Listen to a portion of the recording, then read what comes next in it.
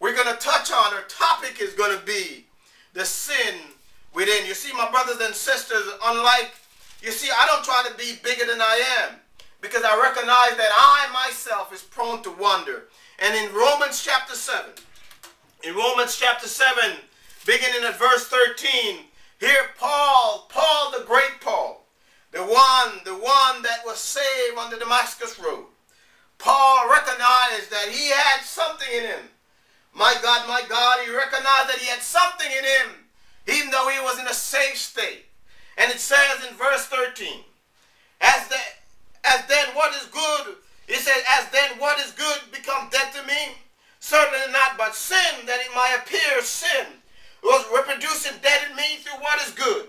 Paul started reminiscing about who he was and what he did. Paul started to think about that the law cannot save him from sin. But Paul also, some people say that this is a thorn in Paul's flesh. And so what Paul is saying, what good, let me read it again. Has then what is good become dead to me? Certainly not, but sin, that it might appear sin, was producing dead in me through what is good. So sin through the commandment might become exceedingly sinful. For we know that the law is spiritual, but I am carnal, soul under sin. You see, my brothers and sisters, you see, we fool ourselves if we think that we are so righteous that we don't sin. If we fool ourselves to think, my God, that we're so good at this thing, that we're above sin, we're fooling ourselves. If we think that we're above sin and we're out of the gunshot of the devil, we're fooling ourselves, my brothers and sisters. And you see, when we fool ourselves, what we do, we set up ourselves to fall. My God, you got to hear my brother Paul. For we know that the law is spiritual, but I am carnal, soul under sin. For what I'm doing, I do not understand. For what I will do, that I do not practice. But what I hate is what I do. In other words, my God, Paul is saying, my brothers and sisters, I try to walk right. But every time I try to walk right, something happens. Something pulls me away from the thing that I know that is right. You see, my brothers and sisters, this happened to me, and it will happen to you.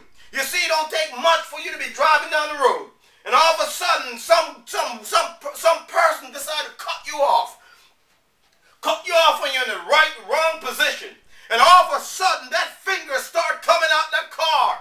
My God, then you have to drag it back down, because you recognize that I'm saved and I'm sanctified. But like Paul said, what he want to do is not what he do. You see, my brothers and sisters, we got to recognize and don't lie to ourselves. Because you see, it's a daily struggle. It's a daily walk. That's why the word of God said that we die daily.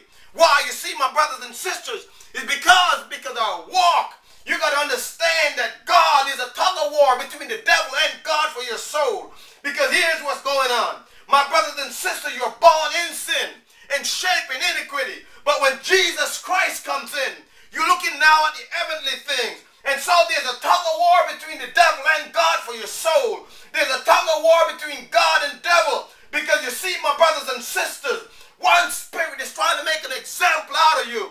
One spirit is trying to make an example of you. And so you see, my brothers and sisters, Paul got to the point where he says, for we know that the law is spiritual, but I am carnal, soul under sin. For what I do, for what I'm doing, I do not understand. For what I do, that I do not practice, but that what I hate that I do. If then I do what I do not do, I agree with the law that is good. In other words, my brothers